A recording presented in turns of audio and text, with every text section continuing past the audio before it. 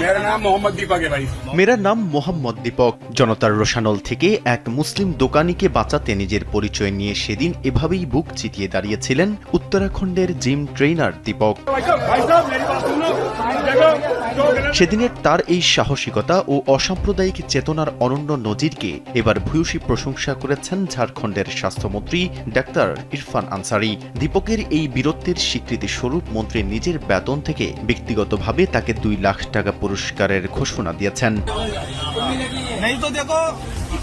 হিন্দুত্ববাদী সংগঠন বজরং দলের হামলার মুখে যখন ওই দোকানি অসহায়, তখন ঢাল হয়ে দাঁড়িয়েছিলেন দীপক। মন্ত্রী বলেন, দীপক নিজেকে মোহাম্মদ দীপক হিসেবে পরিচয় দিয়ে শুধু একটি প্রাণী বাঁচাননি, বরং যারা ঘৃণার রাজনীতি করে তাদের গালে সজোরে চপেটাঘাত করেছেন।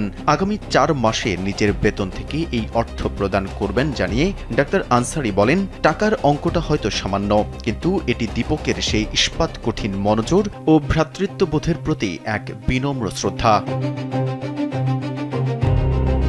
স্বাস্থ্যমন্ত্রী ইরফান আরও বলেন, যখন আমাদের বিভক্ত করার চেষ্টা অবিরাম চলছে, তখন দীপক ভ্রাতৃত্ব, ভালোবাসা এবং মানবতার যে উদাহরণ সৃষ্টি করেছেন তা পুরো দেশকে থামতে এবং ভাবতে বাধ্য করেছে। তিনি বলেন, ব্রিটিশ আমলের সেই ভাগ করো ও শাসন করো নীতির বিষ আজও যারা ছড়াচ্ছেন, দীপক তাদের চোখে আঙ্গুল দিয়ে দেখিয়ে দিয়েছেন এদেশের মানুষের রক্তে ঘৃণা নয়, ভালোবাসা প্রবাহিত হয়।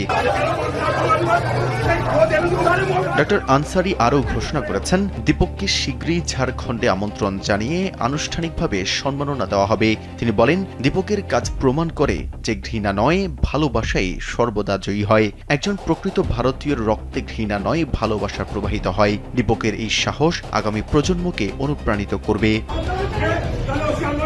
মেহেদি হাসান, কালবেলা।